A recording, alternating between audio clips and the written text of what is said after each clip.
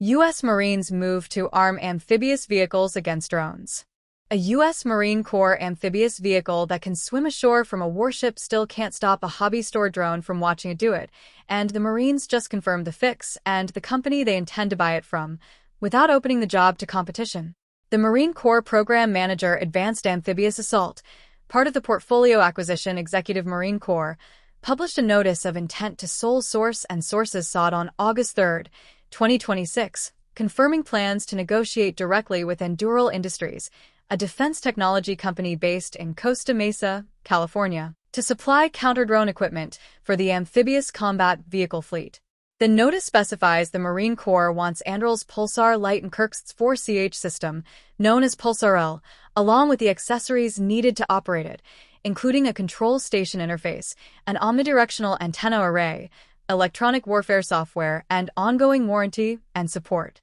The Amphibious Combat Vehicle, or ACV, is an 88-wheeled armored vehicle BE Systems builds for the Marine Corps to replace the decade-old assault amphibious vehicle, capable of launching from ships offshore, swimming through open ocean surf, and then driving inland once it reaches the beach, carrying a crew of 3+13 combat-loaded Marines. The vehicle has entered full production across multiple variants since achieving initial operational capability in 2020. But according to the Marine Corps Capabilities Development Directorate, the current fleet lacks any organic ability to detect, track, identify, or defeat small drone threats, a gap the notice describes as urgent enough to justify skipping a competitive bidding process entirely. That directorate specifically pointed to a formal planning document as the basis for the decision. Enclosure 1 provides the material requirement, concept of employment, and distribution plan, the notice states, quoting the Marine Corps Capabilities Development Directorate's own guidance.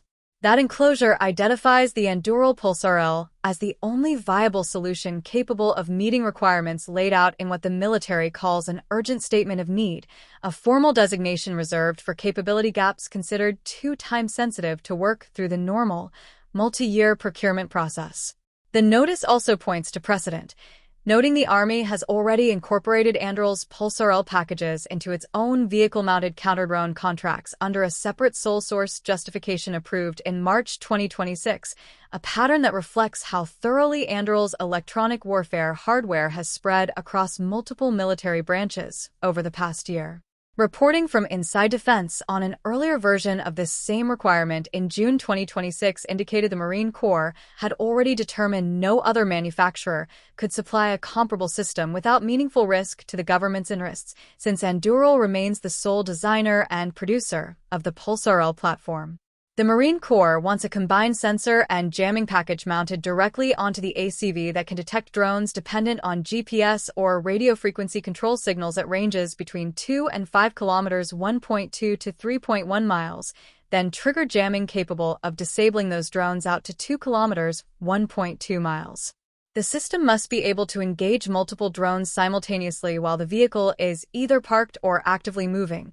adapt to new drone technologies and tactics without requiring frequent software updates to predefined threat libraries, and survive reliably in both land and maritime environments, a combination that reflects the ACV's unusual dual role as both a beach assault vehicle and an amphibious warship substitute. The notice states the counter-drone package cannot exceed a limited amount of onboard space and weight the Marine Corps has allotted specifically for this equipment, though officials declined to publicly disclose the exact figures for either constraint. For the system's eventual, more advanced objective capability, the Marine Corps wants the entire package condensed into a single box weighing 35 pounds 15.9 kilograms or less once fully integrated, with jamming range extended beyond 2 kilometers and expanded to include GPS jamming specifically, alongside a ground control system compatible with displays already installed inside the ACV rather than requiring an entirely separate control unit.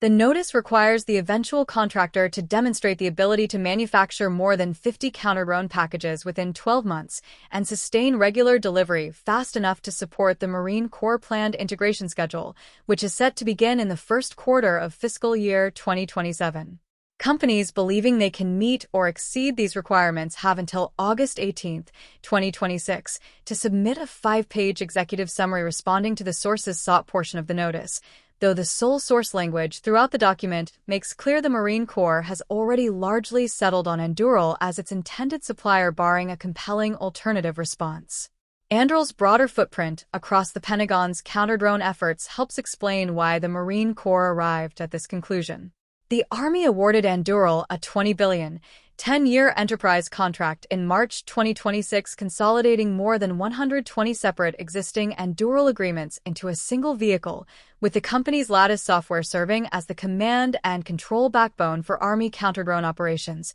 while the State Department separately approved a $1.98 billion sale of Anduril's counter-drone systems to Kuwait in June 2026. That scale of adoption across services and allied nations gives the Marine Corps a straightforward argument for moving fast with a proven vendor rather than opening a lengthy competition for a capability the service has explicitly labeled an urgent operational gap.